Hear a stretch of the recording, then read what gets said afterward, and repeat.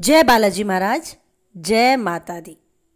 नवरात्रि का पहला दिन, आइए जानते हैं कुछ खास और नवरात्रि के पहले दिन शैलपुत्री देवी के बारे में भी कुछ जानकारी लेते हैं।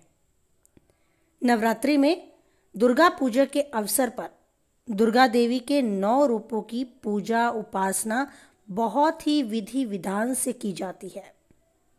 इन रूपों के पीछे तात्विक अवधारणाओं का परिज्ञान धार्मिक और सांस्कृतिक व सामाजिक विकास के लिए आवश्यक है। आइए जानें नवरात्रि के पहले दिन शैलपुत्री देवी की उपासना की विधि के विषय में कुछ खास।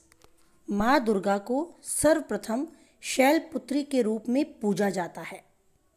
हिमालय के वहाँ पुत्री के रूप में जन्म लेने के कारण उनका नामकरण शैलपुत्री हो गया। इनका वाहन वृषभ है, इसीलिए यह देवी वृषारूढ़ा के नाम से भी जानी जाती हैं। इस देवी ने दाएं हाथ में त्रिशूल धारण कर रखा है और बाएं हाथ में कमल सुशोभित है। यही देवी प्रथम शैलपुत्री देवी के नाम से पूजी जाती हैं और यही सती के नाम से भी जानी जाती हैं। आइए आरंभ करते हैं शैलपुत्री देवी से जुड़ी एक मार्मिक कथा। एक बार जब प्रजापति ने यज्ञ किया तो उसमें सारे देवताओं को आमंत्रित किया, निमंत्रण भेजकर उन्हें बुलाया। भगवान शंकर को नहीं बुलाया गया। सती यज्ञ में जाने के लिए विकल हो उठी। शंकर जी ने कहा, सारे देवताओं को निमंत्रित किया गया है, उन्हें नहीं। ऐसे में वहां जाना उचित नहीं है। सती का प्रबल आग्रह देखकर शंकर जी ने उन्हें यज्ञ में जाने की अनुमति दे ही दी। सती जब घर पहुंची तो सिर्फ मां ने ही उन्हें स्नेह दिया। बहनों की बात में व्यंग और उपहास के भाव उन्हें महसूस हुए। भगवान शंकर के प्रति भी तिरस्कार का भाव नजर आया।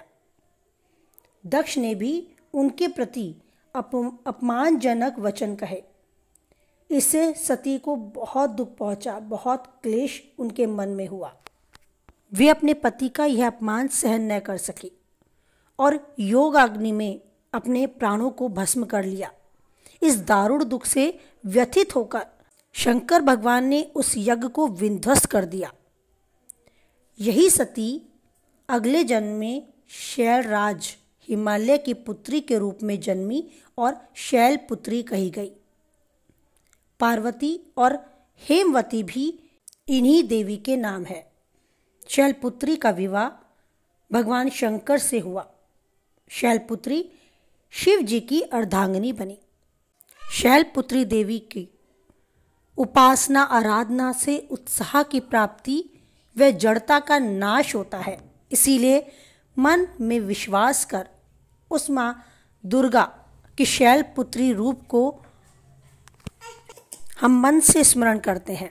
हे शैलपुत्री देवी, हम पर यूं ही अपनी कृपा बनाए रखो। हम नादान हैं, हम आलसी हैं, मन से चंचल हैं। जो भी भूलवश हमसे कुछ भी गलती हुई उसे क्षमा करें। इस प्रकार क्षमा याचना करते हुए संसार का कल्याण करने वाली माँ शैलपुत्री को हम नमन करते हैं। या देवी सर्वभूतेषु शक्ति रूपेण संस्थिता, नमस्तस्यै नमस्तस्यै नमस्तस्यै नमो नमः।